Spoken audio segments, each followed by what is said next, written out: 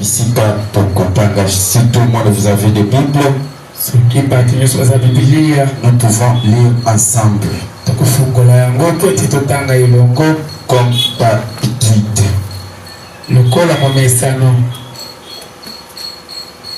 Lisons ensemble, allons-y. Et allez promptement dire à ses disciples qu'il est ressuscité des morts.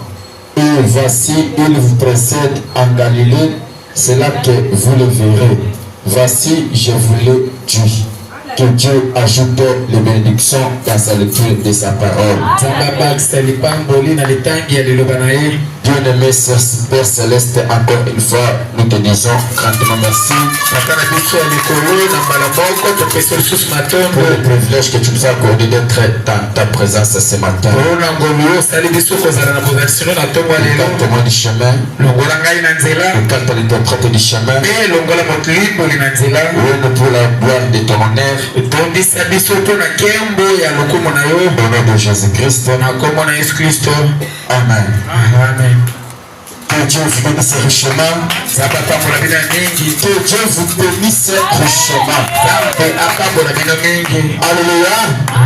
Je suis tellement très content encore de vous voir. Ce matin, j'ai décidé de parler sur notre sujet. Nous parlons la semaine, nous avons parlé sur aller au réveil Jésus. Maintenant, ce matin, je vais essayer de parler sur le grand et puissant conquérant.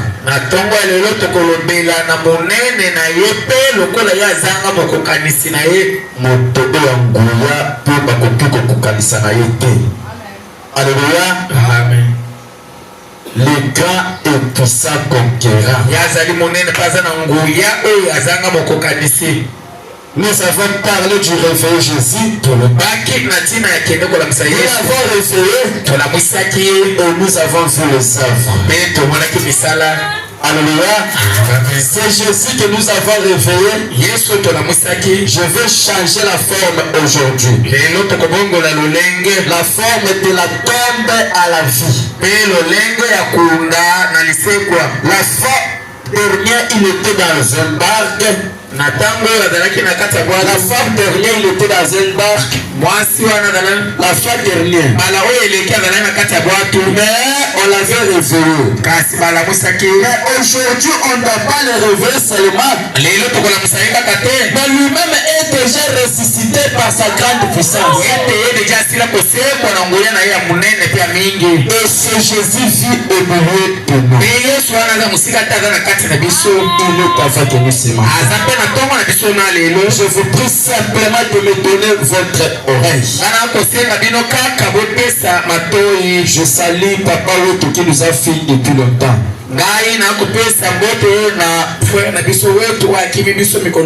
Wetu Martin, que Dieu te bénisse, Papa. Tu nous as fait, ça fait longtemps. Je suis très heureux de te voir ce matin. Alléluia. Amen. Je salue tout le monde qui a participé pendant les 6 journées que nous avons commencé depuis le mardi. Et nos invités, je vous salue tous au nom de Jésus-Christ. Alléluia. Amen. Aujourd'hui, nous avons changé la forme de nous habiller. Peut-être il y a des gens qui sont venus pour la première fois, vous nous voyez en blanc. La bonne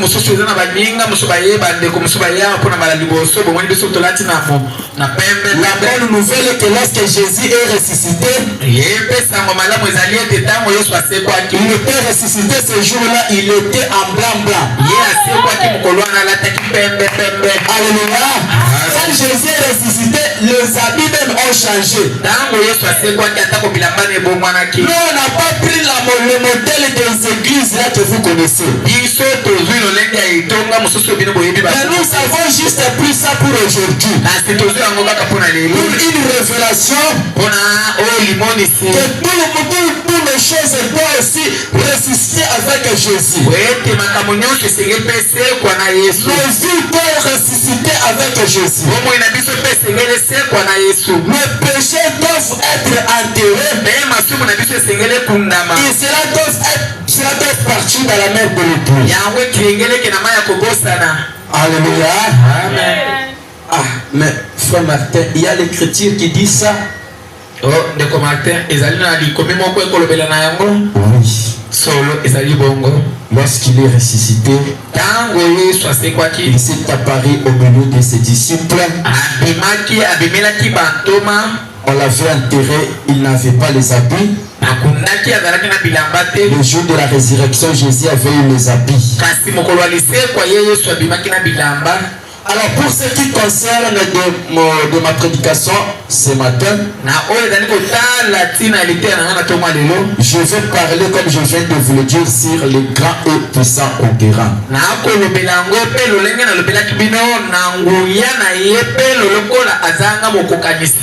ce monde, on a rencontré plusieurs grands hommes qui ont conquéri le monde. Ils ont fait de grandes renommées dans ce monde. Ils se sont proclamés d'être Dieu. Mais ces grands hommes-là, on les a enterrés. Alléluia. Amen. On voit l'histoire d'une personne en France. C'est un homme qui avait fait le succès en France. Il se nommait d'un monsieur au nom de Napoléon. Les gens qui ont bien étudié l'histoire connaissent le nom de la personne que je veux parler. Cet homme-là était grand. Et frère Branham a parlé de son histoire. Il dit qu'il était un homme conquérant. Il n'y avait pas personne qui pouvait s'opposer de lui. Il avait la puissance. Il avait l'autorité. Il avait des armes. Alléluia. Amen. Lui signifiait dans un quartier. Il viendrait pour tuer. Et en France, c'est personne qui pouvait s'opposer de lui. Parce qu'il était comme notre rebelle ici qu'on appelle Colonel Nanga. Quand on appelle que Colonel Nanga est à Maluku,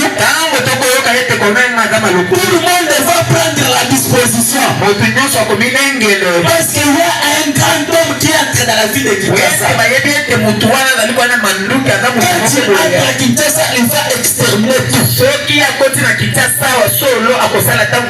C'était le genre de la personne que je viens de vous parler.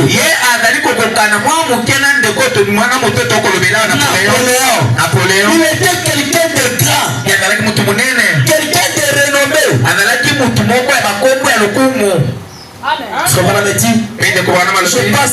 Je passe au nombre de grands conquérants qu'on a eu dans ce monde.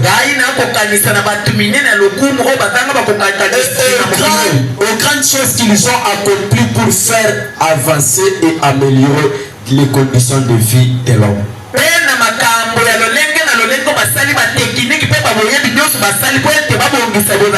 Je pense au grand Napoléon.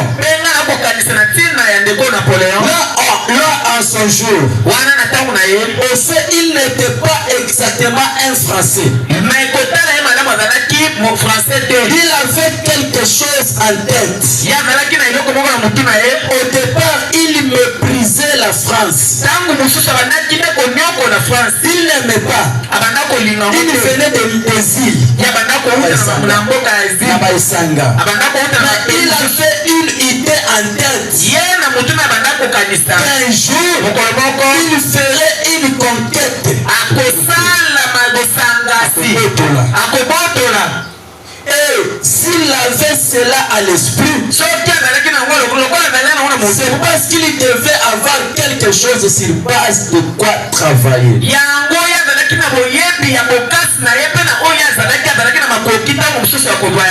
Alléluia. Mais ce grand Napoléon avait l'âge de 33 ans. Il était puissant. Il avait tout pour apparer le pays. Il était grand de soldat. Il voulait s'emparer du pays qu'on appelait France. C'est comme quelqu'un qui veut s'emparer de notre pays. Il fait exterminer le président Tshisekedi. Vraiment. Alléluia. Amen. Ce qui se passe aujourd'hui, cela a été déjà prédit. Le vrai problème est Dieu. C'est grand et puissant que rien dont je parle à l'église. Oui, à l'âge de 33 ans, c'est Napoléon. Il a fini sa vie mal. Et on l'avait enterré. Et sa mort a été mystérieuse. Les gens ne pouvaient pas imaginer que ces jeunes hommes qui tuaient partout pouvaient mourir. Mais à l'âge de 33 ans, on l'a enterré. Il y a un grand et puissant conquérant. Un guerrier dont je parle. À l'âge de 33 ans, il a conquis tout.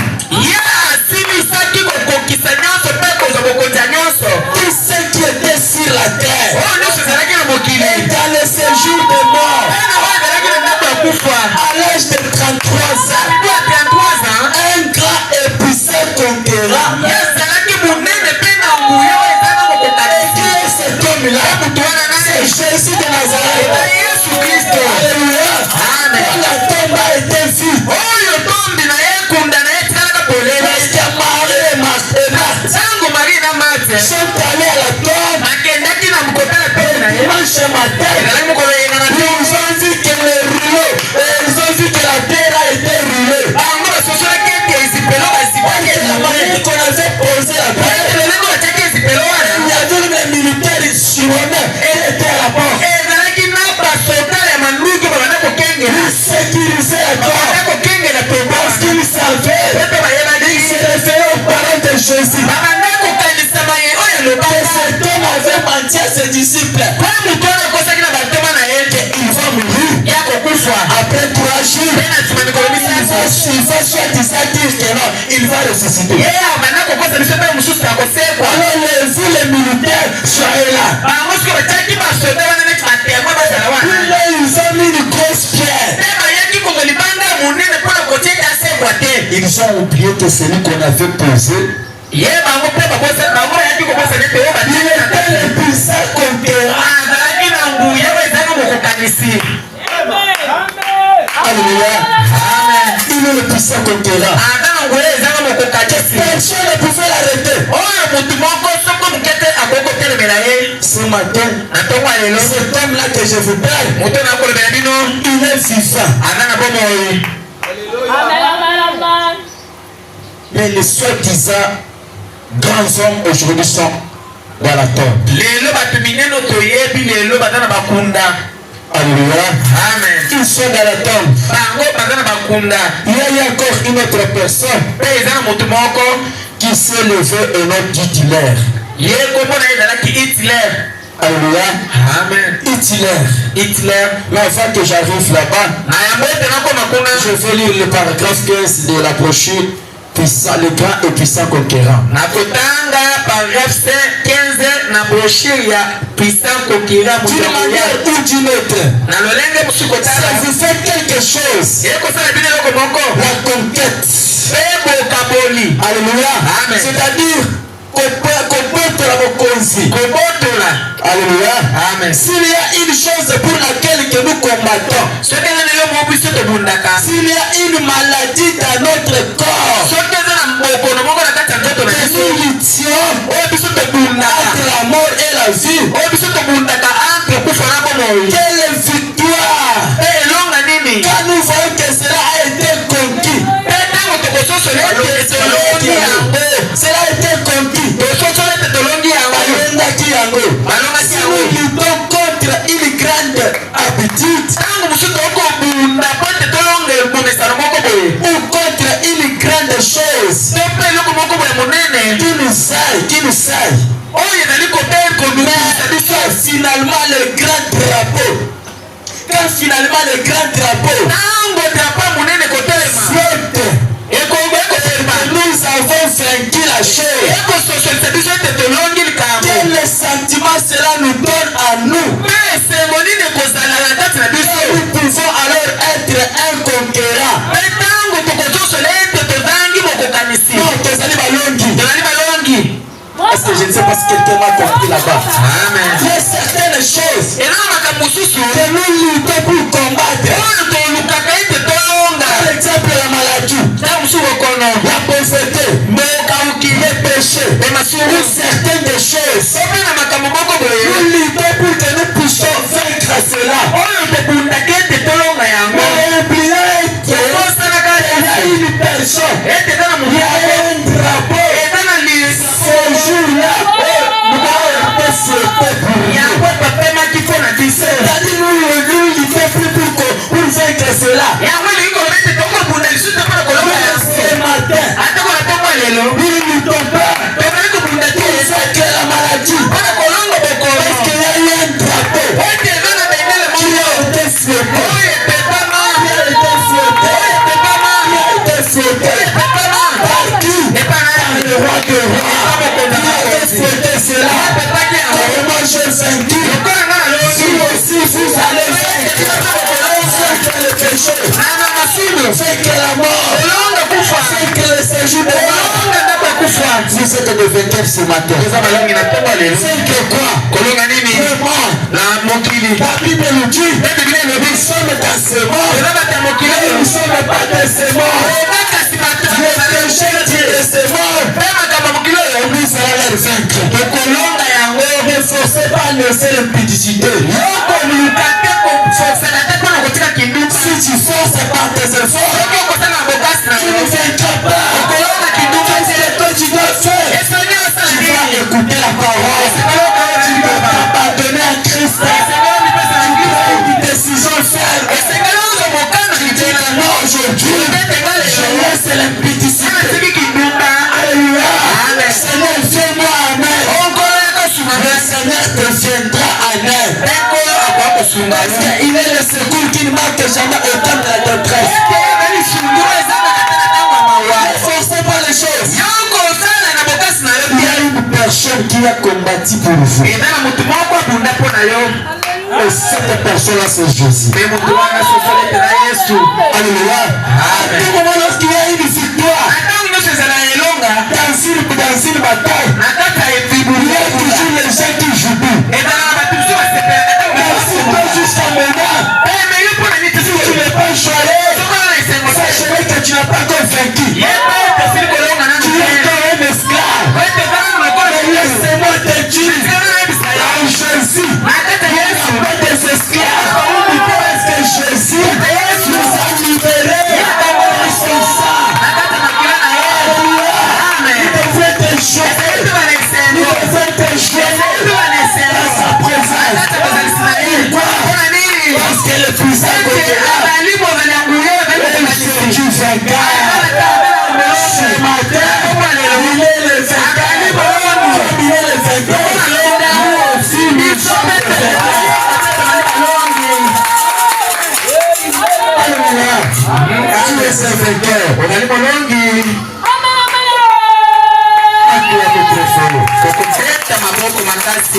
Il y a eu ce drame qui parle de Première Guerre mondiale.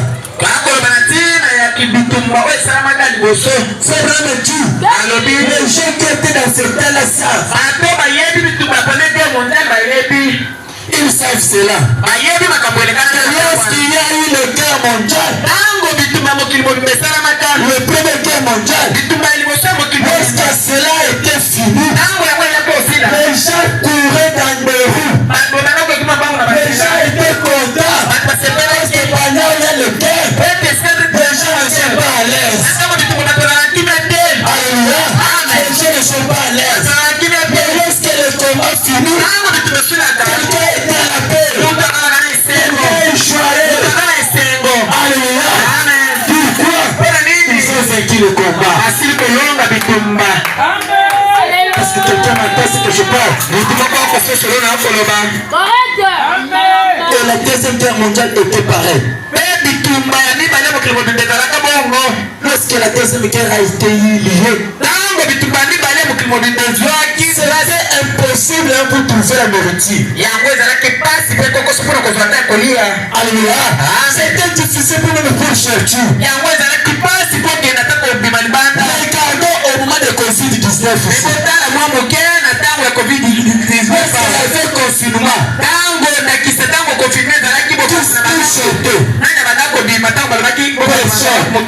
Alors on était tellement inquiets. Et le thème, les gens ne supportaient plus. Les gens ne supportaient plus.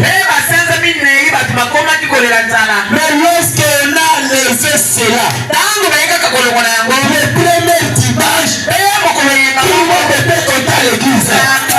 Les gens étaient soirés. Les gens étaient tellement contents. Pourquoi?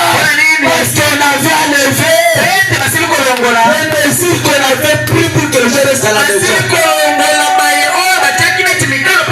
À chaque fin d'une bataille, il y a toujours une victoire et un char. Nous allons quitter ce monde. Ce jour-là, la parole est côté. Nous allons fêter. Nous allons faire des fêtes. Et moi, Brada, si vous entrez là-bas, regardez-moi au coin. Est-ce que je ferai arrêter de chanter la grâce étonnante? Je fais la mort.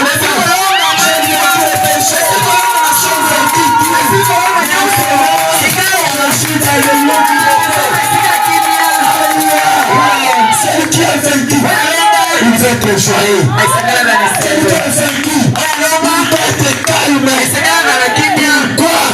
Il a vaincu le bataille. Alléluia. À titre d'exemple, Maman Mado, la scène de témoignage. Dis-moi le corps s'il vous plaît. Quand vous étiez malade,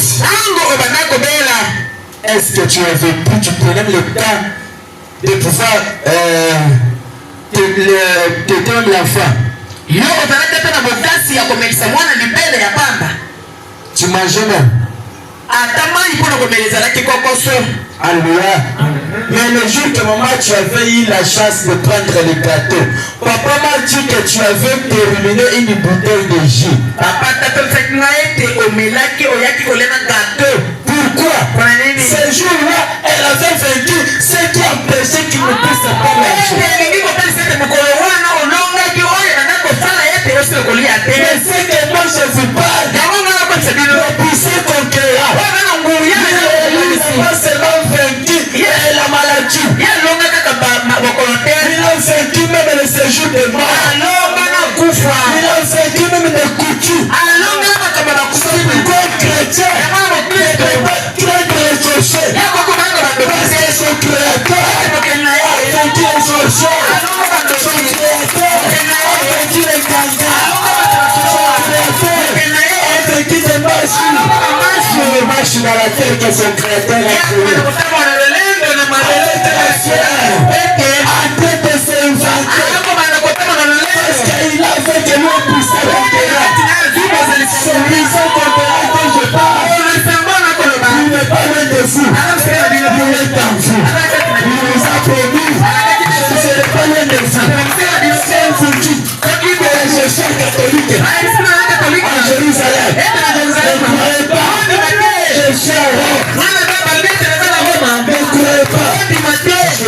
y viser.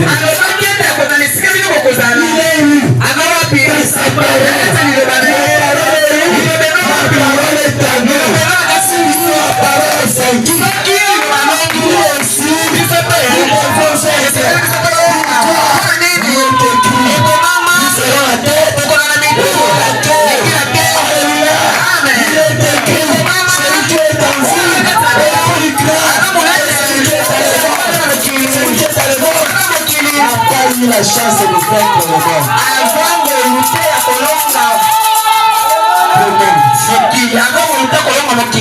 Alléluia. Amen. Le puissant conquérant. Mais le puissant conquérant. Mais le puissant conquérant. Il a vaincu la terre. Vous devrez être content ce matin. Ne soyez pas ballottés. Un chrétien n'est pas ballotté. Un chrétien est celui qui donne son regard tourné vers la croix. Vers la parole. Aujourd'hui la croix c'est la parole. Prenez la parole et marchez avec ça. N'écoutez pas ce que les gens disent. N'écoutez pas ce que les médecins disent. N'écoutez pas ce que grand-père ou grand-mère a parlé. Écoutez ce que Dieu a dit. Si vous écoutez Jésus, vous êtes des vainqueurs. Alléluia. Amen. Frère me dit, je me dis mon frère, c'est bien dommage que ce genre de sentiments ne puissent tirer tout le temps.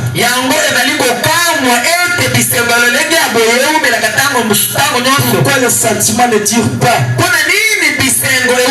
Est-ce que toi tu es vaincu? Est-ce que tu es vaincu? Pour les chrétiens ce matin, pourquoi le sentiment ne tire pas? La victoire a été remportée. La victoire a été remportée. Les cloches de joie sonnent. La guerre est terminée entre Dieu et l'homme. La victoire a été remportée. Tel que tu es là, tu dois demeurer dans la victoire.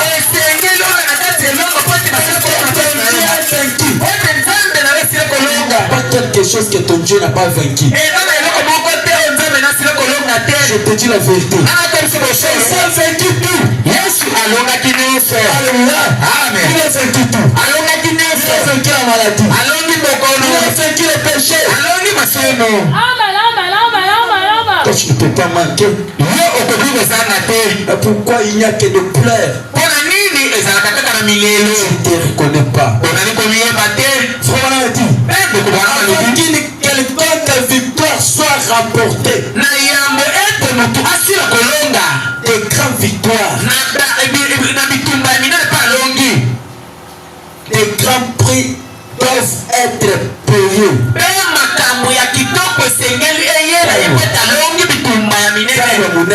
Quel prix? C'est très important. Cela laisse de grandes cicatrices. Un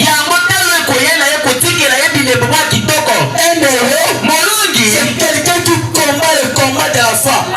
Vous devez aussi avoir des cicatrices. Alléluia. Toi tu fais l'argent. Tu es paresseux.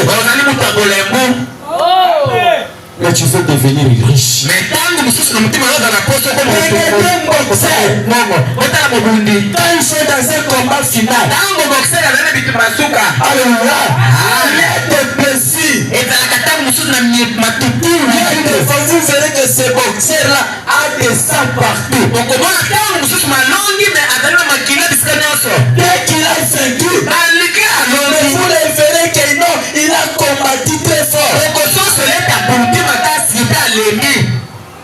Pourquoi tu as avoir une cicatrice. esengeli ozala na mwa cicatrice moko boye. Alors notre Jésus, kasi yesu na biso qu'on a toujours appelé, oyo tobengaka ntango nyonso nzambe ya babila.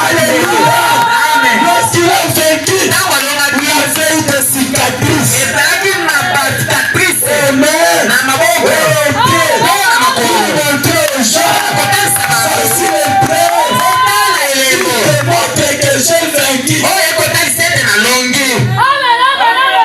Alléluia. Amen. Alléluia. Amen. Jean Dali de Patmos. ye wana na lile de Patmos Dans une vision, na emoniseli Jean l'a vu avec des cicatrices. ja amonaki yesu na bacicatrice Les disciples, mpe bantoma dans la chambre haute, na kati ya chambre kuna ils likolo ont vu Jésus bamoni yesu avec des cicatrices. na bapota na maboko Pour qu'il est vivant, mpona kotalisa ete aza bomoi et il a combattu pour toi. ete abuti mpona biso Il n'a pas combattu un petit combat, ete abutaki bitu banike te mais de grands combats. elingi obeta abutaki Il bitu a payé baminene ce prix. afutaki ya butuya Jésus a tout payé pour toi. yesu afutaki ya mingi mpona yo Un frère tien, oyo ndeko mobali te Jésus a tout payé. yesu afuta mingi mpona Il yo reste avec des cicatrices à cause de toi. atikala na bapota na ntina na yo C'est-à-dire toi, elingi koloba ete payez-lui seulement ce qu'il avait fait. yo okanisisa ye oyo asalaki Seigneur, onkolo n'est-ce pas, ce n'est pas toi eza yo te qui a dit dans ta parole. oyo koloba na yo Vous verrez le problème. ntango bokomona makambo Invoquez-moi. obyanga ngai Je vous répondrai. nakoyanola Ce n'est bino pas vrai, ce n'est pas toi qui as dit ça. eza te yo mutolobi yango Tu as laissé ton trône de gloire. otikali kiti na kembo Tu es venu sur la oyo terre. mokili Toi qui étais trop forcé. yo mutu bakima na misato Tu mosato t'es fait des cris de gloire. yo mutu banaove bakonelo Toi, celui qui n'a jamais péché. yo mutu osikala kosumuka Mais te ce jour-là, na mokolo tu wana as accepté ondimaki tes péchés. ya kokoma mosumu De moi, ete ngai je suis saint. ngai nakoma mosantu N'est-ce pas, ce n'est pas toi. na yo te Regarde mon problème. otala Je suis camarade. anaza baninga mabe Tu ne parviens pas à me laisser. o balinga kotika Seigneur, mokoyangai toi, te tu avais séparé entre le péché et moi. nkolo oyo ozwaki mokano kokombola masumu na ngai Mes efforts personnels, je ne saurais pas. na mokasi na ngai moko na kokoka te Quand Jésus te viendra au secours, à nos secours. e yesu akoya koyanola yo Parce qu'il a payé le prix. ete afuta ya motoya Et tout ça, c'était pour toi. nyonso wana ezalaki mpo na yo Jésus a été déchiqueté. yesu banyokolaka ye Déchirement. bakataka na bilamba Pour avoir la montagne. kasi Pour avoir la montagne, doit être élevé. po ete amata Nous asekwa devons avoir la vallée. esengelaki komona La vallée à Kita. esengelaki akita Jésus, pour être élevé, yesu mpo na il konetolama devrait être d'abord. esengelaki na ye aya nanu awa banyokola ye Est-ce que quelqu'un m'entend?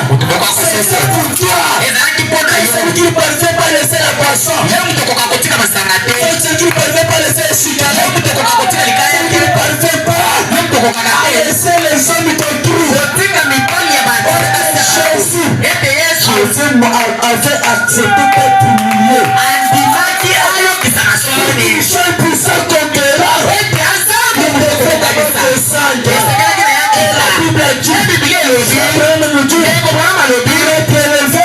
konetolama Il devait d'abord descendre. esengeli La kokita personne que vous a humilié, elenge komikitisi c'est la personne qu'on va t'élever. elenge wana nde bakotokola yo Qui n'accepte pas les humiliations. nyonso olingaka bakitisa yo te Les malheurs et mort. liboso motambo Critiquer. ete basusola yo Pour te faire les soucis. ete basunokola yo La grandeur de ta souffrance. ete monene ya La sokola yo grandeur de ton élévation. monene lisei na kosokola Une personne qui a passé par la vallée de l'ombre. yesu alekaka ndako ya kufa Parle à toi, Seigneur. akokola yo na ntina na ye C'est lui yeyo na qui ye est passé na oyo aleka la vallée de l'ombre de na la mort. ndako ya elili ya kufa Écoutez-moi. yoka ngai Il y a une montagne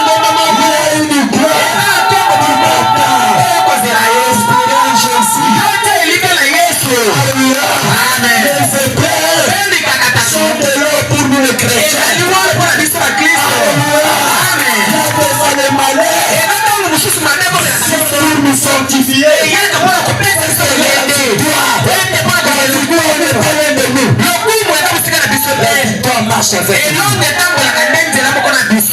Si un faux dollar, sache-le qu'il y a un vrai dollar. S'il y a de valeur, sache-le qu'il y a aussi une montagne. Ne pense pas que la vie que tu mènes aujourd'hui, cela sera éternel. Jamais. Jamais. Faudra me dire, s'il y a un commencement, il y a aussi une fin. Il y a une chose qui n'est pas ni commencement, ni fin. L'éternel, c'est la parole. Les choses de la terre passeront.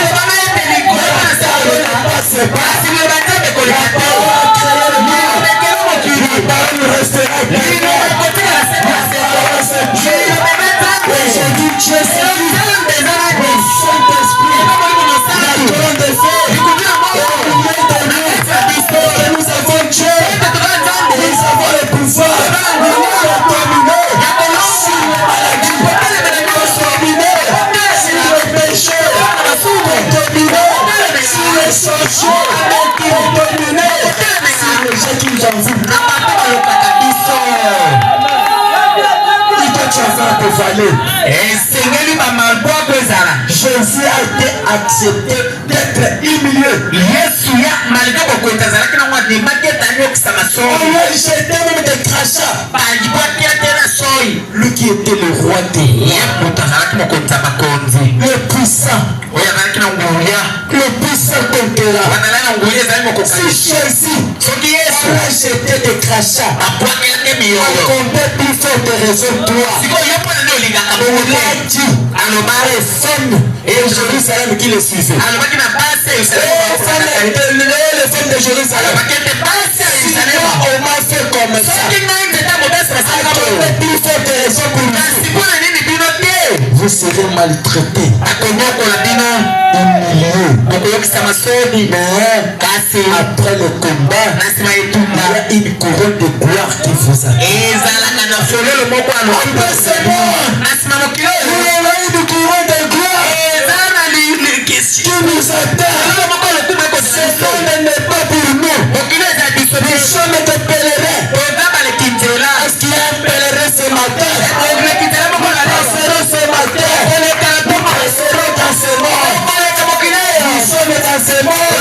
Mais nous ne sommes pas de ce monde.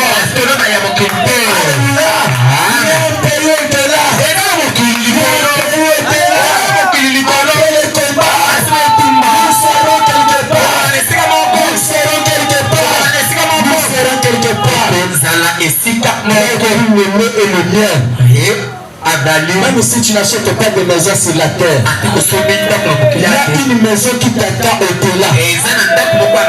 Même si tu n'as pas l'argent dans ce monde, il y a l'argent éternel qui t'attend. Alléluia. Ne se souciez pas pour les choses du monde. Pourquoi seulement moi? Il fallait que ça soit toi. Parce que Jésus aussi avait passé dans la vie que tu passes. Jésus avait manqué sur les moyens financiers. C'est la vérité. Amen. Alléluia. Amen. Un jour, frère Branham me dit, l'enfant d'un charpentier, il pouvait aussi faire le tabouret. On est allé au coin vendre. On n'avait pas aussi acheté. Mais il était le puissant conquérant. Il devait subir cette peine capitale. Comment ça se fait si l'homme part vendre qu'on n'achète pas ça? Moi je peux sentir cela. Parce que cette personne me demandera, il va me demander l'argent, il peut me demander le client. Je sais que la personne souffre.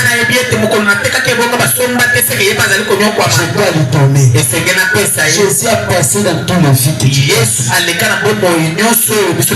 Un jour il avait manqué le pain. Il avait manqué la nourriture. Il a vu le figuier. Il espérait voir le fruit dans un figuier. Qu'il mange parce qu'il avait faim. Mais Jésus n'avait pas trouvé à manger. Un homme, il a maudit cet arbre. Parce qu'il était 100% homme. Jésus devrait subir cette peine capitale. Est-ce que je parle à une personne ce matin? C'est pourquoi ce que tu vis, c'est normal. Alléluia. La Bible dit, concours au bien de ceux qui aiment Dieu. Ne cherche pas que tu sois seulement à eux. La manière que tu chercheras d'être à eux, si tu tombes, il y aura des gastrites, il y aura des estomacs. Tu veux que tu sois dans la montagne. Non. Quand tu cherches de grandes choses, il y a une chute qui viendra. Alléluia. Amen. Et quand il y aura des chutes, tu ne peux pas aussi rester comme ça. Tu vas aussi remonter un jour. La vie que nous menons, c'est comme une montagne. On n'a jamais monté, même quand on monte à Mangengenge. Tu peux monter. Il y a un endroit où il y a un peu de plat. Et sache-le que tu vas encore monter. Lorsque tu arrives au sommet de la montagne de Mangengenge, il y a un plat. Pour passer cette montagne, il y a encore une vallée. Descendre pour aller dans le village facile là. Les gens qui ont effectué des voyages dans le village, les gens qui ont effectué des voyages au village. Quand je suis allé à Bayanzi, tu vois une montagne comme ça. Tu poses, est-ce que je dois monter cette montagne là? Tu es obligé de monter. Il y a des difficultés. Est-ce que tu arrives dans la montagne? Tu peux te soulager. Mais c'est la route est encore longue. Tu vas encore continuer ton voyage. Tu vas encore descendre. La façon dont vous montez, c'est la façon que vous allez descendre. La vie que nous menons est une vie longue. Le chemin est long. Si tu es béni aujourd'hui, sache-le qu'il peut récupérer tes mains. S'il va récupérer tes mains, ne refusez pas ce Dieu. Il est toujours Dieu. C'est le chrétien. Il adore Dieu parce qu'on l'a béni. Il est chrétien. Est-ce que Dieu va récupérer? Dieu reste Dieu. La souffrance, la maladie, sans espérance, mais toujours c'est Jésus. Est-ce que quelqu'un peut acclamer très simplement le il doit y avoir de la voile et de montagne. Avant d'avoir le soleil, que nous puissions avoir le soleil, nous devons avoir la pluie. Avant d'avoir la lumière, nous devons avoir la nuit. Alléluia. Avant d'avoir le feu, il faut qu'il y ait d'abord le feu. Alléluia. Sinon vous ne saurez jamais ce qui est le feu.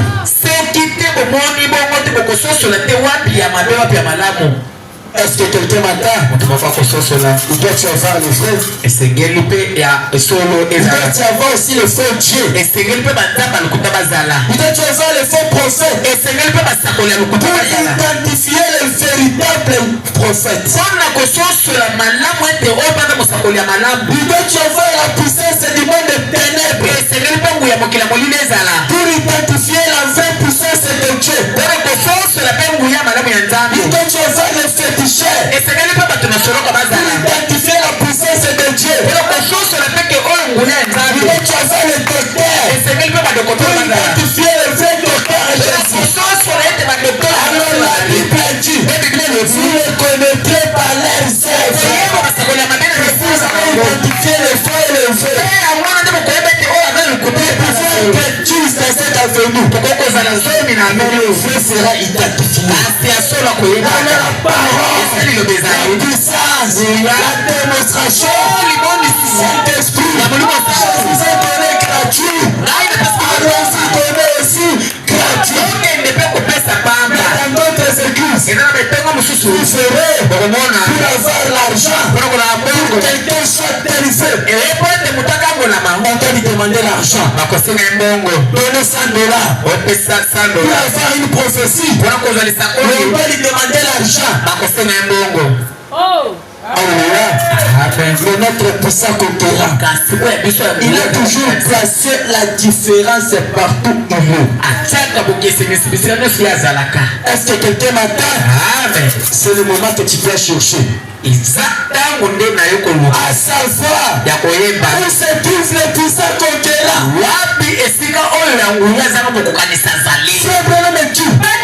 Quand Jésus était à la barre, il est arrivé au port. Il y avait aussi plusieurs barques. Du temps de Noé, il y avait plusieurs arches. Dans certains que nous sommes, il y a plusieurs arches.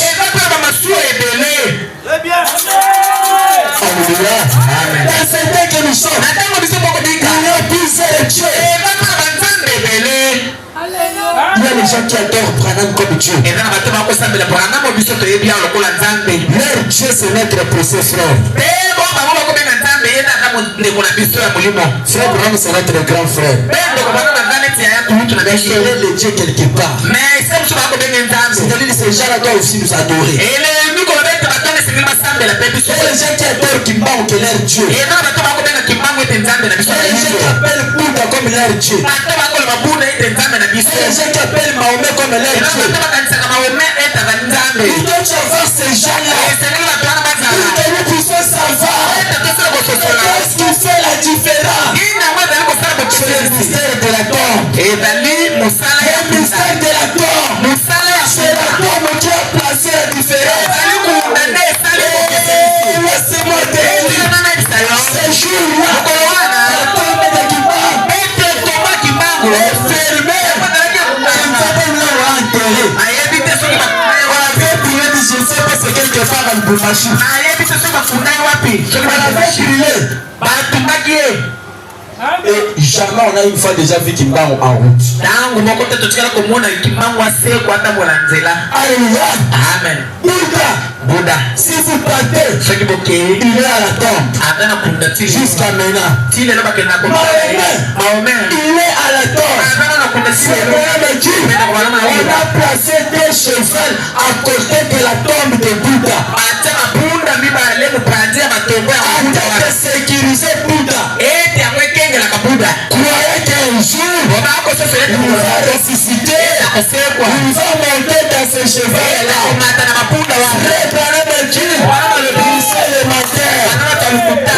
Aujourd'hui, même la tombe de Frère Branham on a placé l'avion. Il y a une personne qui a fait permettre du Frère Branham. Il a acheté l'avion. Il a placé, il croit que ce que Branham a fait dans sa vie. Il est comme Jésus de Nazareth. Branham va ressusciter. la tombe de Branham jusqu'à aujourd'hui, cette tombe-là est fermée. Qu'on a enterré Branham, le corps qu'on avait enterré Branham, aujourd'hui c'est devenu le squelette. Alléluia. Il n'est qu'un seul corps.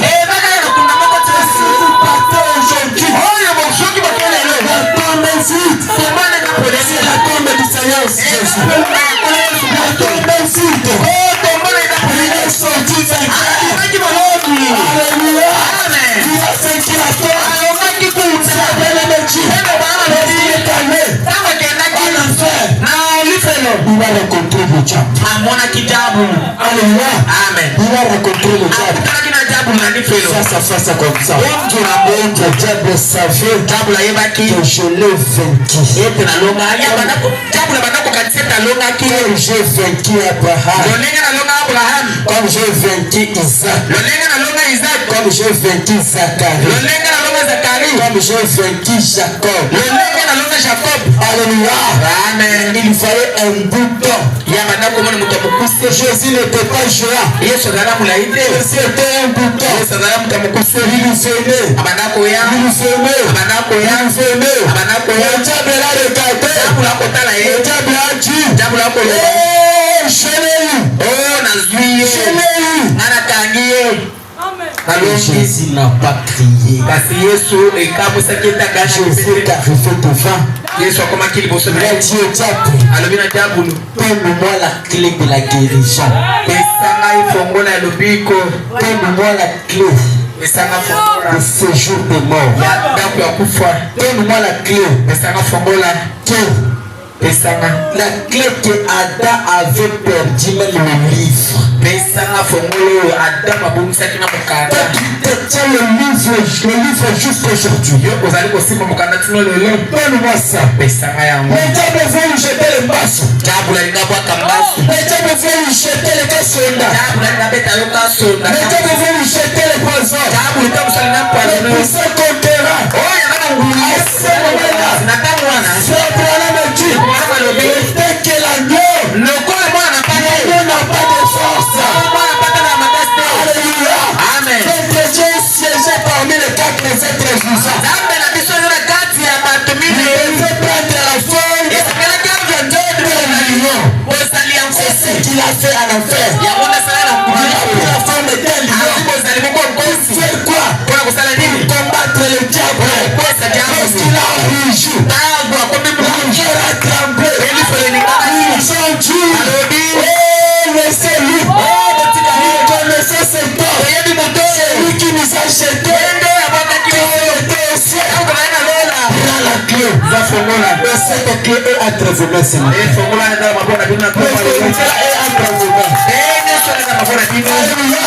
Vous avez le pouvoir de dire la chose. Vous avez le pouvoir de créer votre propre mort. Alléluia.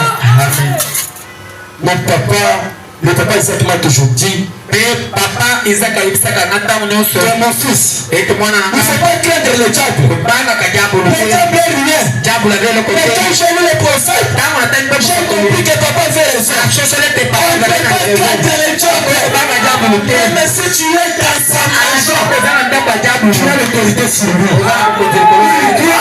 C'est lui à toi.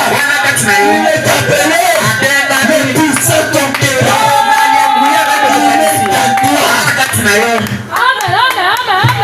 Ne craignez pas les prophéties des gens. Parce que tu vas mourir. Certainement. Le temps peut révéler cela.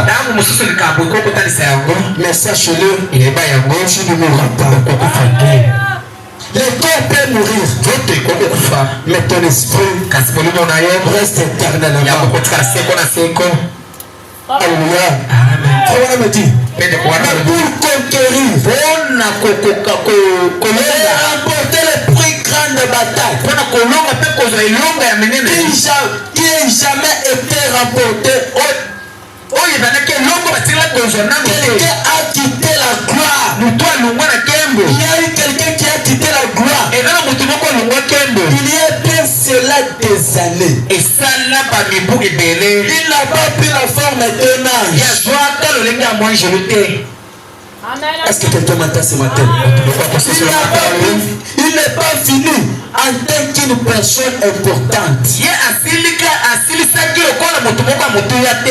De venir étant qu'une personne importante.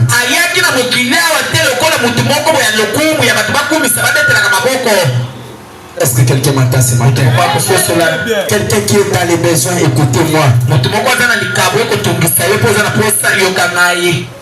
Peut-être tu cherches des grands hommes de Dieu.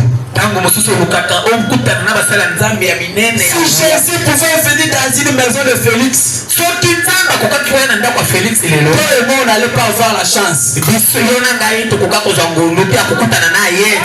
dis la vérité. Arrivé chez Félix, je ne sais pas s'il y a 4 barrières.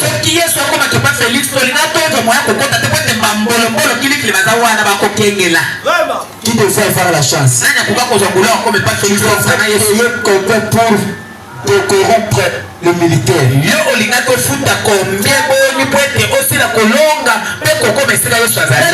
la manière de Dieu de faire les choses. Pour que tu puisses avoir la grâce. Ce matin, je sais t'humilier. Il n'est pas venu quelqu'un qui est très important.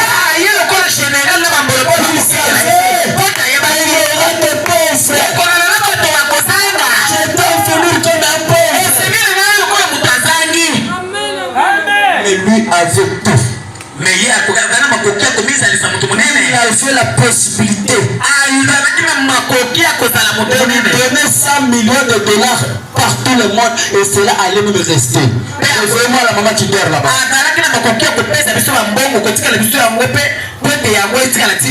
Peut-être tu as cherché de grandes églises. Pour rencontrer le pasteur, il faut qu'un fiche. Il faut que tu donnes l'argent. L'argent de la prophétie. Là tu peux rencontrer des hommes. Alléluia. Amen. Les gens inutiles de nous faire la te dire c'est une personne qui ne peut voulu mettre dans la maison de rêve. Parce que tu n'avais pas l'argent d'entrer dans cette maison-là. Pour avoir la guérison, pour avoir le salut, pour avoir le baptême du Saint-Esprit, pour être pardonné de tous tes problèmes. Jésus ne peut pas aller là-bas. Il a voulu être dans un endroit saint. Peut-être c'est là où tu es venu mettre tes pieds ce matin. On pouvait dire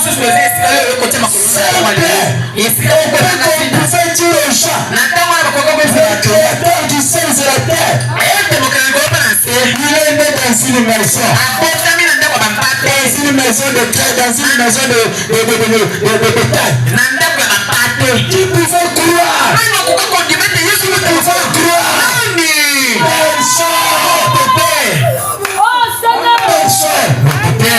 Il a rencontré Abraham. Il est Dieu le créateur.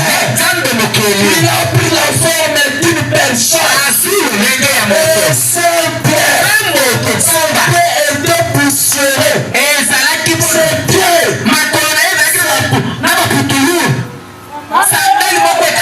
Si Abraham, il va plus de 25.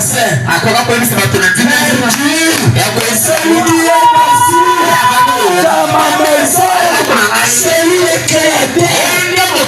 Il pouvait les croire. Personne. Dieu s'est caché et s'orgueilleux.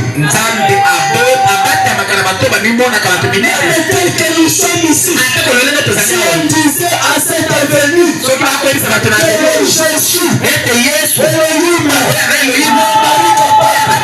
il est ici, les gens du roi, les aventuriers. Mais c'est là où il y a Jésus. Jésus devait conforter le monde. Jésus n'est pas venu pour les intelligents.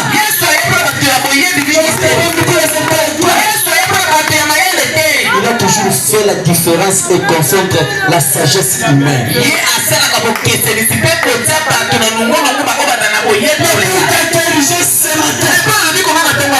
descendu ici. Confondre les autres. Une révélation de savoir. Il t'a donné une révélation de savoir que je suis ici. Et si toi tu crois, je suis venu. Je suis venu la rencontrer. Tu le feras. Regardez le mage. Le mage, Batamaël. Il nous a effectué une longue durée en voyage. Il nous a écouté de loin. Il nous a vu de loin. Là où le temps le conduisait. Il y a eu le créateur qui était né. Ceux qui étaient en Bethléem. Ils ont pas eu cette révélation. Laissez-moi te dire. La parole que tu as prise n'est pas finie pour tout le monde. La révélation que tu as, ce n'est pas pour tout le monde. Tu crois, c'est pas facile que tout le monde croit. C'est que toi tu vois. Si tu dis aux gens, les gens vont te traiter le mensonge.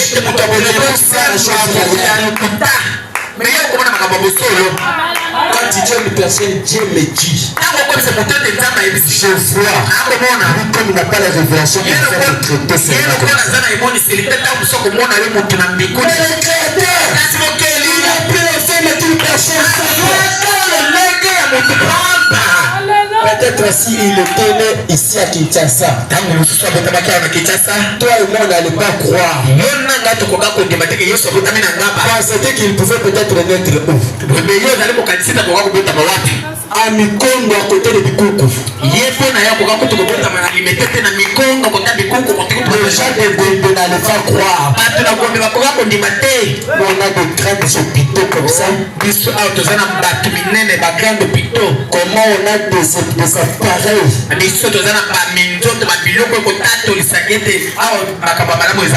Or que si Jésus était né dans une petite ville. Mais ce matin,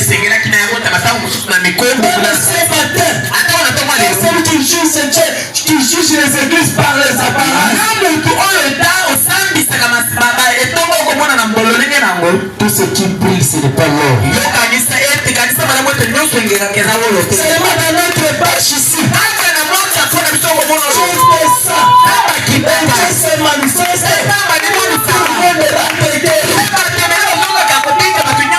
Maman, où est cet enfant? Fais Nazareth.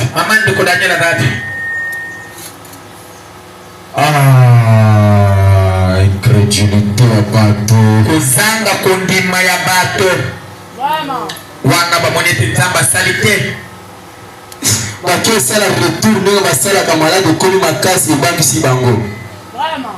Alléluia. L'enfant était guéri ici. Mwana bikisama kilodi awa. C'est la vérité. Alléluia. Amen. Dieu l'a guéri. Nzamba bikisaki ici. Awa. Et le tour la femme bokele na tina ndako.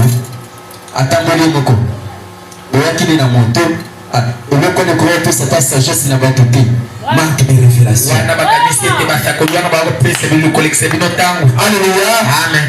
Dieu est ici, mais les gens n'ont pas de sagesse. Mais tu sais qu'opérateur je parle. Ce n'est pas telle histoire. C'est une réalité. Il ne peut pas venir en tant qu'une personne importante. Cependant, il allait prouver qu'on a besoin de mosquées. De balles et de bombes atomiques. Pour gagner une guerre, il s'est revêtu de l'humilité. Comme un petit bébé. Il est né dans une crèche. Il n'y avait même pas d'endroit pour qu'il naisse. Mais il était Dieu. Quand il est venu, je veux que vous considérez les différences matérielles de guerre qu'il a utilisées. Jésus a utilisé l'amour. Il a utilisé l'arme la plus puissante, c'était l'amour.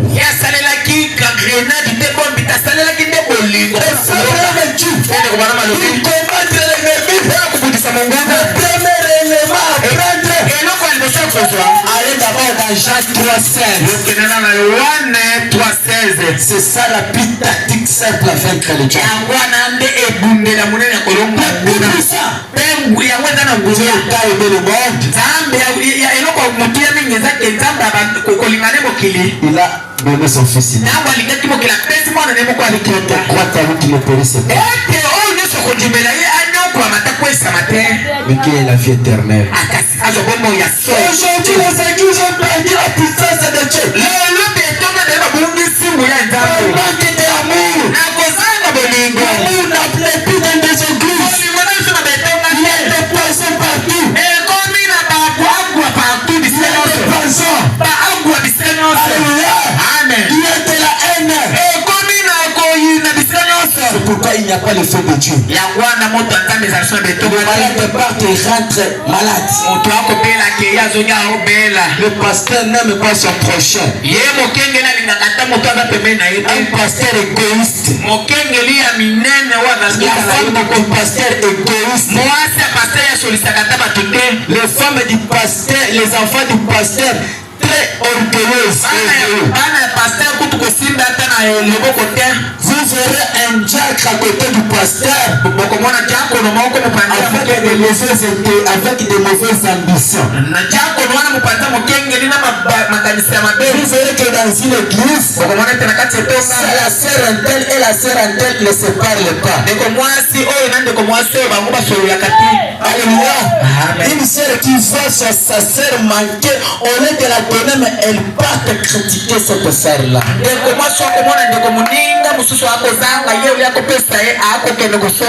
Dieu n'agira pas dans telle église. Certains des critiques, certains dans la haine,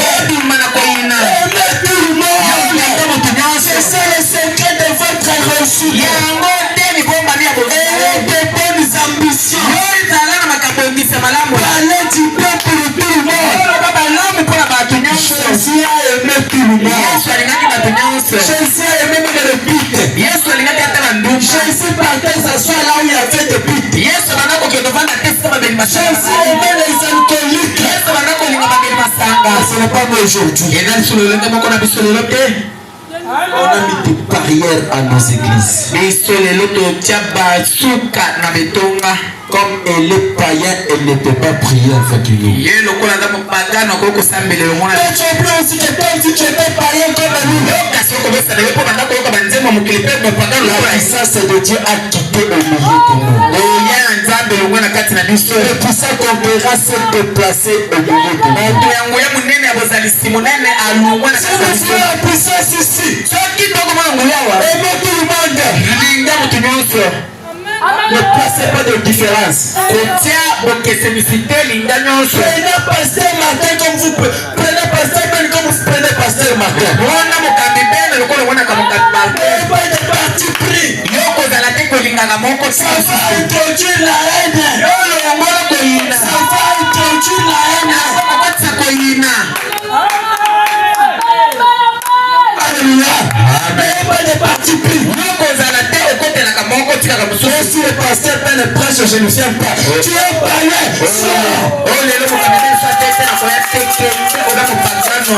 Jésus ce n'est pas comme ça. Si le pasteur peine prêche 4 heures du temps, c'est sa façon de prêcher. Tu as écouté. Tu seras béni dans 4 heures du temps.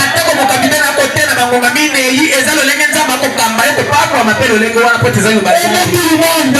Aimez nos frères. Aimez nos sœurs. Aimez nos enfants. La façon que vous les aimez, c'est une évangile que vous êtes en train de leur prêcher. Comment c'est? Toi, ta figure c'est devenu comme une méchante. Tu te vois comme si tu es déjà au ciel. Peut-être que si tu n'es pas aussi prédestiné. La personne que tu critiques, peut-être c'est elle qui est la prédestinée. Jésus a pratiqué l'amour. Et donc jusqu'à ce que les soldats romains ont coupé l'oreille. Jésus a aimé ces soldats-là.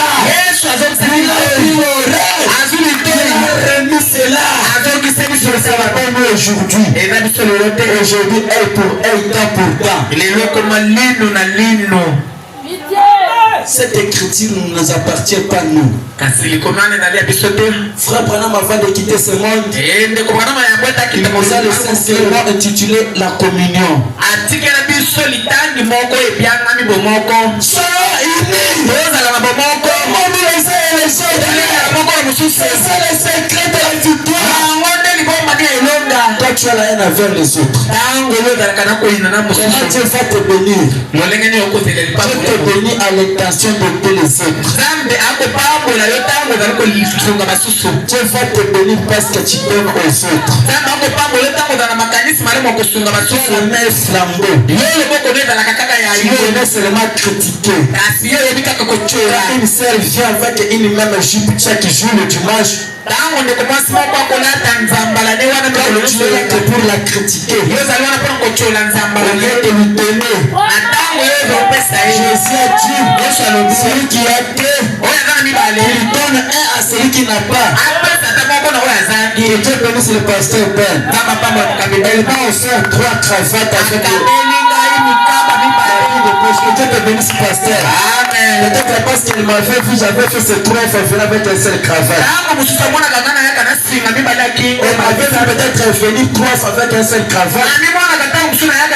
Elle m'avait vu peut-être à Mona Kingaï. J'ai fait 3 ou 4 avec un seul cravate. Elle est allée m'acheter 4 ou 3 cravates et elle m'a donné. C'est ça. Il puisse me critiquer. L'amour couvre tout. L'amour ne va pas les erreurs des autres. Toi tu cherches à faire que des erreurs. Quand tu fais des erreurs, qu'est-ce que tu fais? Tu cherches à couvrir. Amen, amen, amen, amen, amen. Ne parlez pas mal des autres. Quand tu vas rendre une sœur à la maison, à l'église, ça devait sujet de toi à la maison. C'est la prédication que tu as retenue à l'église. Parce qu'on t'a dit le péché, tu ne retiens pas cela. Comment nous allons vaincre? Nous vaincre au nom pour les uns les autres. Jésus a dit, ils seront que vous êtes mes disciples. Parce que vous allez vous aimer les uns les autres. Et la Bible a dit, aimez vos ennemis. Que Dieu bénisse le pasteur David Kawala. Il m'avait dit pasteur, considère tout le monde les mêmes.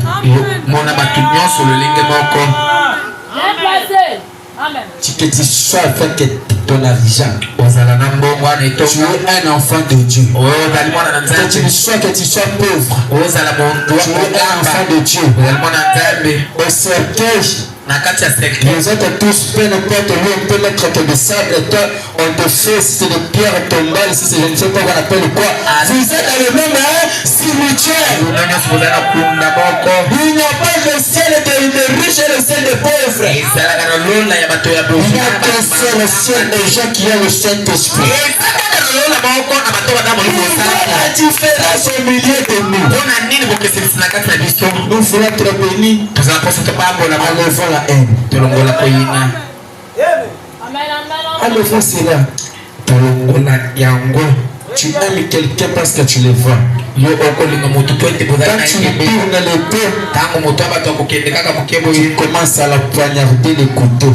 yo obandi kocuba elikonga na On me dit la Bible dit aussi, le bébé biblique tu vois qu'une personne ce n'est pas seulement la poisonnier. kozala na kotuma moto eza kaka kotiela ekwazo to kocuba ebebe te Quand tu parles mal derrière lui, kasi ntango olobaka mpe mabe na ntina na ye tu l'as déjà tué.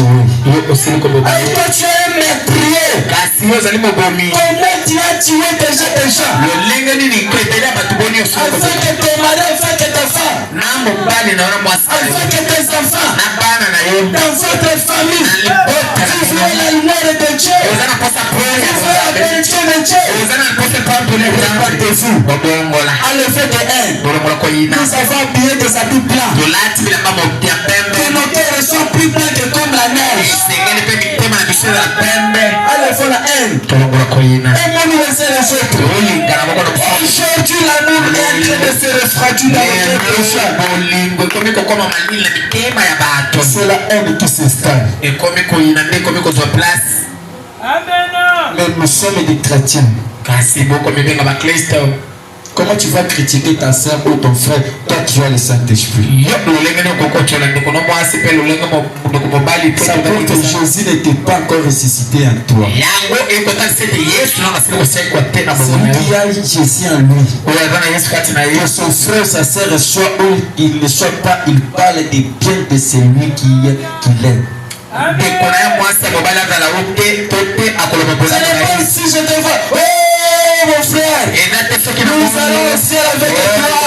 Je t'aime beaucoup. analingako mingi Hypocrite. yo oza moto na lokuta Quand seulement je tourne le dos, ntango nga na kokende ka mwa panzi boye lui, hein, mwa mobali opena alekisi vantard. aza lolendo Il a connu mon enfant en église. lolenga yaka wana ka koyemba abulaka tosololaka na ye kaka tika tosolola yakanisaka ye nani po tobima na biso mabe te ozali deja mabe. Merci, papa. Amen. oza moto ya lokuta Les hypocrites n'hériteront pas le royaume des cieux. bato ya lokuta bakomona nkembo ya Comment ça tu n'as pas le puissant conquérant en toi? pete koloba yango ekotangisa ete oza na moto ya ngolu Jésus n'est pas né en toi. yesu nana asili kobota Maman le sait, on parle des choses très importantes. mama na mokoto koloba makambo tuya mingi Amen. Amen. Amen. Avancez. Comment tu tues les gens dans ta maison? boni obomaka bato na ndako na wana kotonga Maître moto mabe mopomi Goliath. oza moto ya mabe Tu es Goliath. oza goliate Tu es plus qu'un assassin. yo oza kutu moto oleki mobomi Chaque jour. mikolo nyonso Goliath ne tue pas chaque jour.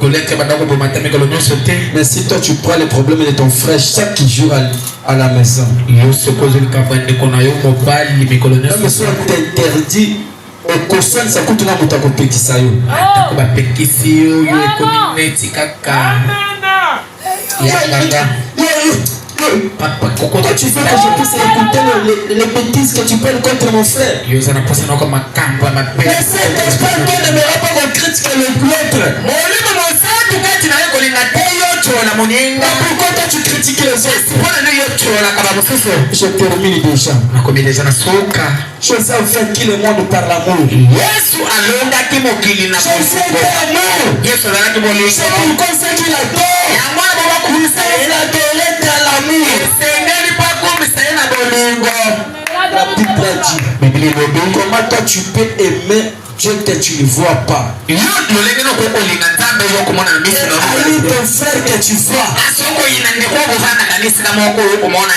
Comment je peux haïr le frère John? ololenge ninga kokoyina ndeko john Si j'ai un chaussure, soki naza na kisapatu moko je dois accepter que je puisse aussi marcher avec un chaussure boiteux que je donne aussi à frère John. ayi na kolinga ata natambolaka mpe na moko napesa mpe ata ndeko john Je dois couvrir la honte de mon frère. esengeli nazipa soni ya ndeko Au lieu que les gens la critiquent à l'extérieur, na ya bwete bato balobi je etoko wana dois bato chercher balataka à mabe bander le pantalon que le frère est habillé, c'est tout. esengeli natonga ata mwa Ce litofosi ya n'est pas ndeko toi. eza Quand on a déjà un trou, yo omoni lidusu tu viens encore écraser cela. oye lisusu kotalisa mwana bato biambia kotala lidusu ya mwana lidofor Après tu viendras ici chanter. apo okoya koyemba awa Je serai au ciel, je serai au ciel. Tu es dans le ciel du diable.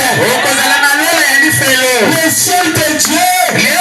Ceux qui vont vaincre les morts. Ceux qui ont de l'amour. C'est ceux-là qui vont entrer. D'ailleurs, écoutez-moi futur. Frère Branham, est-ce qu'il est allé au-delà du rideau du temple? Que c'est l'amour qui fait que nous puissions entrer là-bas. L'amour est la clé qui va te permettre que tu puisses entrer. Sans l'amour, personne n'entrera. Quand tu n'as pas l'amour, mais tu as le Saint-Esprit. La Bible dit que tu peux me parler de mystère. Tu peux m'expliquer toute la Bible. Mais si tu n'as pas l'amour, tu es le cymbale qui retentit. Tu ne peux pas vaincre le péché en toi. Tu ne peux pas vaincre la coutume en toi. Le lien de ta famille, cela va demeurer éternellement.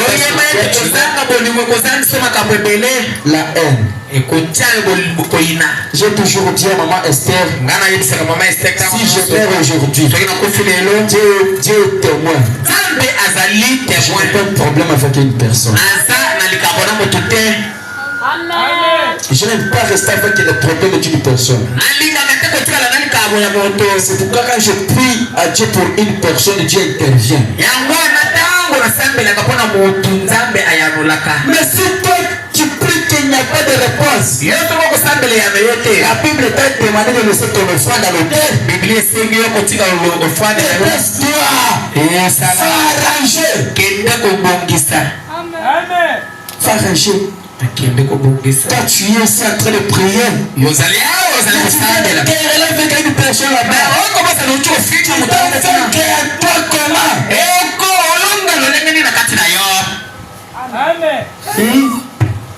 Amen. Un héros, c'est quelqu'un qui aime tout. Il aime vivre avec tout le monde. Tu ne te bénis pas parce que tu n'as pas la vie d'être béni avec les autres. Les gens ne mangent pas ça. Toi, si tu portes des meilleurs souliers, tu te vois comme ça. Passé dans ce monde, ils ont laissé tout. Aujourd'hui, Mobutu n'est pas vivant. Si tu ne resteras pas éternel, tu passeras. Tu laisseras ce monde. Tu dans ce monde. Tu laisseras ce monde. Pourquoi te sert de haïr les autres? Ton frère est en train de pleurer Zalatami. Mais toi tu as un gâteau dans ton sac. Toi tu as quelque chose à manger na kati ya sac na yo. Ola musandeko wetu azali kolala. Papa wetu azoyoka. Ayoka kata na pongi. Amen, amen. Amen. Là je suis déjà terminé. Je parle maintenant quelque chose peut-être que le Saint-Esprit m'a soufflé. Une maladie qui est ici. Les gens n'aiment pas partager. Les gens aiment des vies prouvées. Comment Dieu va vous bénir? Là je descends avec l'argent ici. Moi je m'étais béni. Hier on était béni. Mais comment Dieu n'a pas agi et cela ne sont pas manifestés. Confions-nous tout autour de nous. Tu as fait couler le sang des innocents. Tu as fait couler le sang des innocents. Repends-toi ce matin. Notre héros Seigneur Jésus. Mobundi molongi na biso ezali nkolo Yesu Masiya de la gloire. Qui est descendu dans le portée de la gloire. Oyo akita na kembo. En effet, nul homme sur terre ne pouvait accomplir ce travail. Ils étaient tous selon une expression du monde. Mais la même barque Nous étions tous nés dans le péché. Nous étions nés tous dans le péché. Concis dans l'iniquité.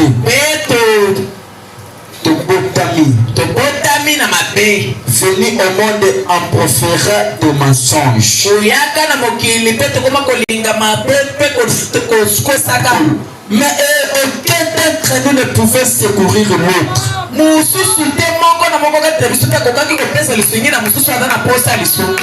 L'homme restera toujours l'homme.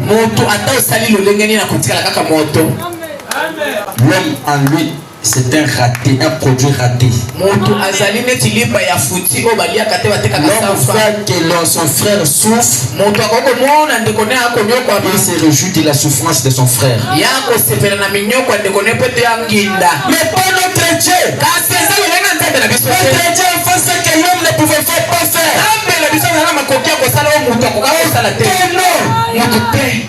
Réveille-toi.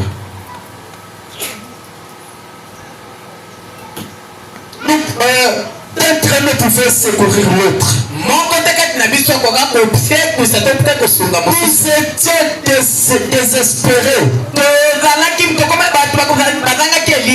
Vaincus, c'était le chaos partout. Complètement désunis. Désunis, c'est-à-dire que ça mais qu'est-ce que Dieu a fait par son amour? Même ce matin, il y a encore la chance que tu aies l'amour. On était désignés. Nous ne pouvons pas observer des lois et des ordonnances. Trouver leurs faiblesses ainsi et ainsi de suite. Tu ne pouvais pas vivre la parole pour regarder les erreurs de Martin. Marque d'amour.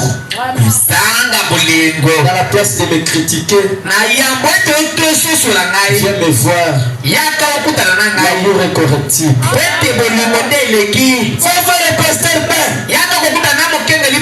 L'amour est correctible. Je suis une personne qui a besoin d'aller au ciel. Joshua Moïse et Caleb.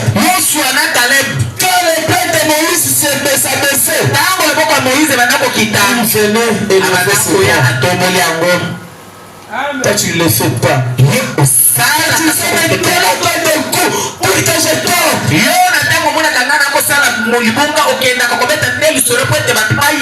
me donnes des coups pour que je tombe.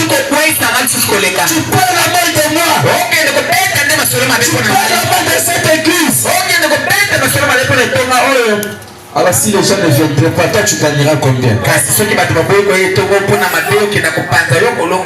Ou bien que j'ai une faiblesse. Ou bien que j'ai une faiblesse. Maman, tu as des faiblesses. Peut-être toi tu en as plus que. Ici, il a des faiblesses. Mon frère David a des faiblesses. Mais pardon pas la critiquer. Tu brises la loi. Tu des faiblesses de ton frère. La Bible dit que tu fais soutenir les faibles.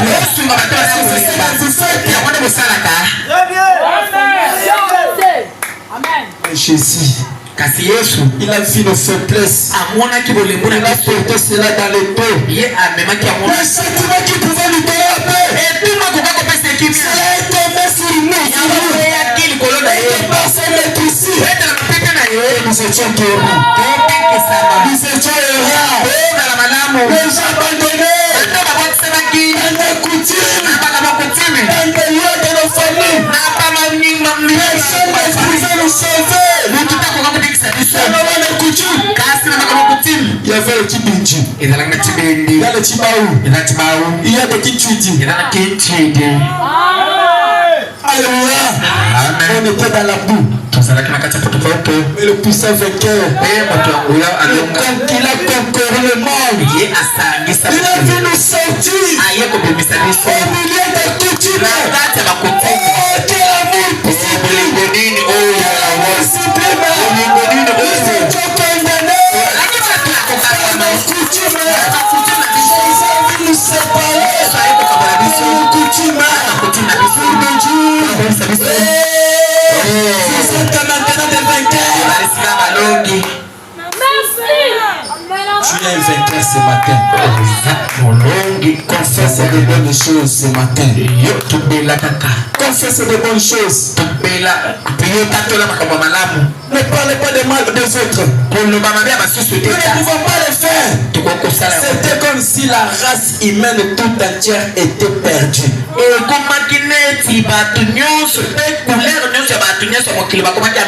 fait la démonstration de ses armes de guerre. Il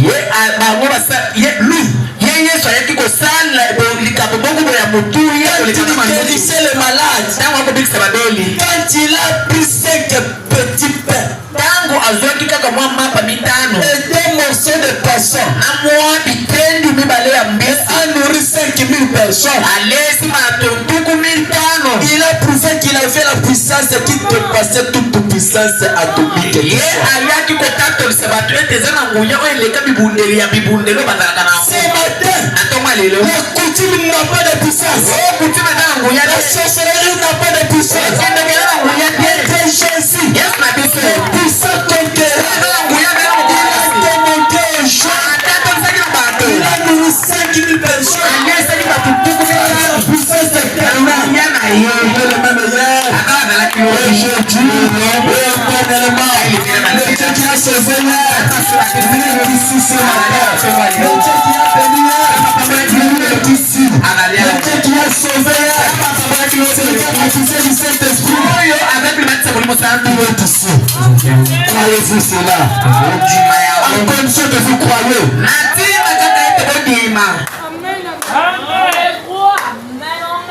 Il a transformé cette eau en vin. Cette eau du puits. Il a prouvé qu'il avait le pouvoir de conquérir. Il aimait et son arme c'était l'amour. Jésus a vu la souffrance des autres. Pourquoi tu vas supporter la souffrance des autres? Ah, merci. Offrande d'amour ici aux autres, ça la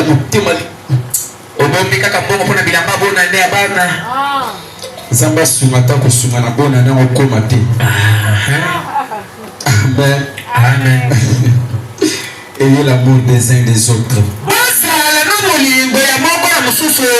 Il est là. Et je vais terminer par ceci. Maintenant, remarquez après un jour, il se tenait près de la tombe de Lazare. Là gisait un homme mort. Là gisait un homme mort. Enterré depuis 4 jours. Alléluia. Amen. Acclamez très fort pour la gloire de notre Dieu.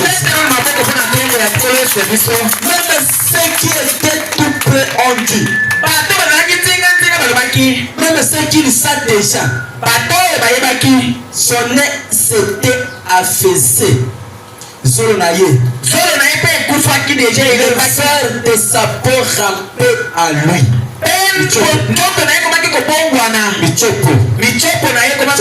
Alléluia. Et Jésus se tenait là que le puissant conquérant. Quand il a dit à Marthe et Marie,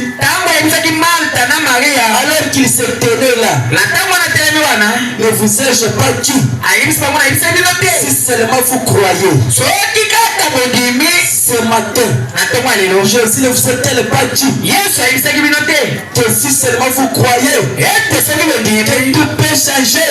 Ce matin, je dis à une personne, Jésus ne te dit pas, si seulement tu crois, que tout peut changer. Si tu es là, que Dieu te bénisse. Que Jésus peut changer tout dans ta vie. Tu peux changer. Tu peux changer. Il est le puissant conquérant. Si seulement vous croyez, vous verrez la gloire de Dieu. À peine avait-il dit cela, quand ils ont dit, ils ont dit de mathématiques que notre frère est mort. Ainsi de suite. Il a dit, moi je suis.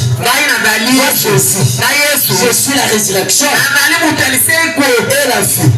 Celui qui croit en moi vivra. Ce matin, si tu crois en Jésus, tu vivras. Même ta maladie, tu es là. Pendant que je termine, commence à sentir la partie. Commence à toucher la partie malade. Il y a quelque chose qui va se passer maintenant. Je suis la résurrection. Celui qui croit en moi vivra. Quand même il serait mort. Même si ton corps est mort, dans la spiritualité, on t'a déjà enterré. On t'a déjà mis un point final. Laisse-moi te dire, le puissant conquérant va encore repousser le cri de joie. Il n'a pas encore parlé. Lazare a été enterré. Jésus n'avait pas encore parlé. On devait d'abord la déposer dans un mort. Ils n'ont pas fait ça. Jésus a dit, je suis la résurrection. Je suis la vie. Si quelqu'un croit en moi, ne mourra jamais. Et vous ai-je pas dit que alors que la puissance éternelle bénie est en moi,